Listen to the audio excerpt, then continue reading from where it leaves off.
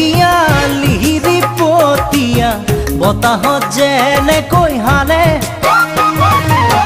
ঢোলৰে চাপৰ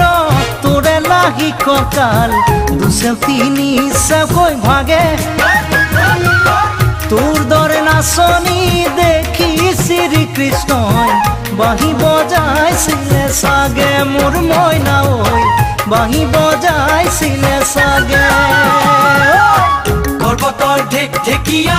লিহিৰি